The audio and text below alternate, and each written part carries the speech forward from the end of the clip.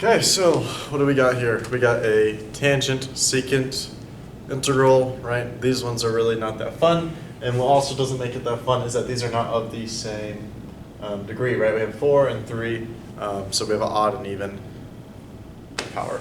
That makes things a little bit hard, but what we can do first is, honestly, what I just want to do first is I just want to write out my identity that I'm going to use, and you should probably try to remember this identity. Tangent squared u is equal to, well, not equal to, plus 1 is equal to secant squared u. Okay. So we have this identity here, and this will really help us make things a lot easier. Now, the question is, do we go secant squared minus 1 equals tangent squared u, or do we keep it this way, right? So a lot of times, that is what we have to figure out. And truthfully, you may mess it up the first time, right? Now, I'm just going to think here, right? If I had, let's just try this, right? Let's just try to rewrite secant squared, right? As this is secant to the 4th, right? So this is going to become pi over 20 tan cubed 3 5 theta. Secant to the 4th, secant to the squared, square this, or just keep it once, and I'll show you what I mean. So we're going to call this tangent squared 5 theta plus 1 secant squared 5 theta d theta. Now the reason why I did this, is because, look at this. If I let u equal tangent, right? So if I was to do substitution, right? If I let u equal tangent, the derivative du then is secant squared d theta. So then I could get rid of it, right? So I was thinking a little bit a little bit advanced there, a little bit in my head. And sometimes that's what you have to do, is you have to kind of guess the next step, guess the cancellation, and that's how you can usually do integrals and solve them. Okay, so I'm going to let u equal tangent 5 theta, u equal tangent 5 theta. So then du is secant squared, oh my god, this chalk is terrible, it's 5 secant squared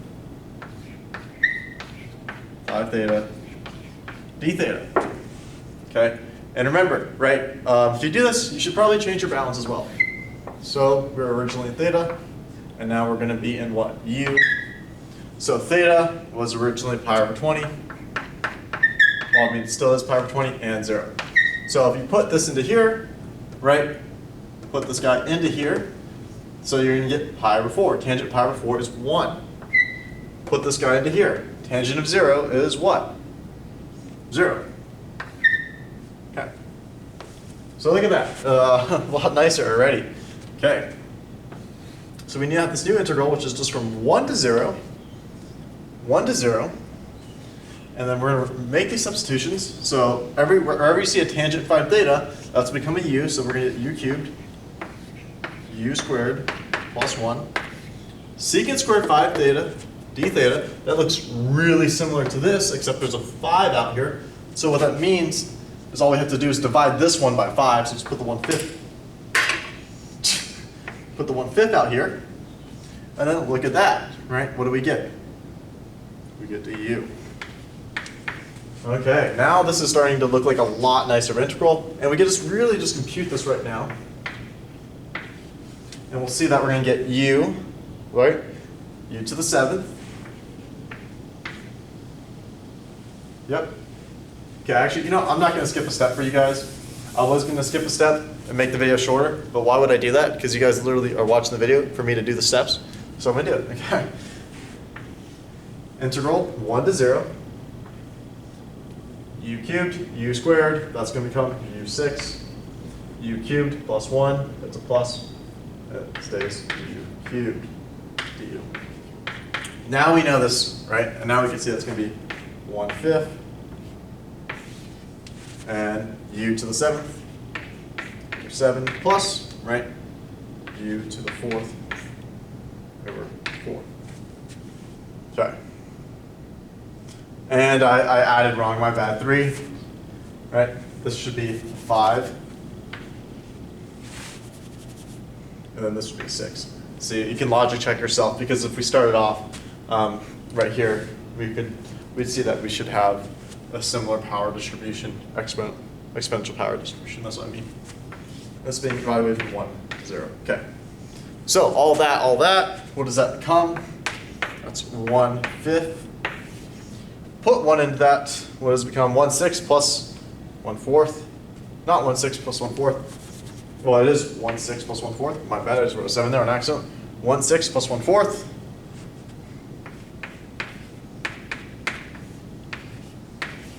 Okay. So what do these guys have in common? They have 12 in common, right?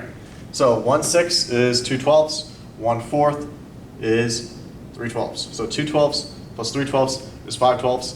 5/12 times 1/5 is 1/12. There we go. That's our answer. So I hope you enjoyed that. When you see the different powers for tangent and secant, you have to use this usually. And then you have to be smart with it, right? Sometimes you have to go the other way around and think about whatever du is, right? That's always your goal, is to get du to turn out to something that can make the integral a lot simpler and easier, right? That's how substitutions work. Everything else also should come fairly straightforward after that, though, because if we do this change of coordinates, right, if we do the correct substitution, the integral should reduce to something that is easier that we've seen before, and then we can all solve it.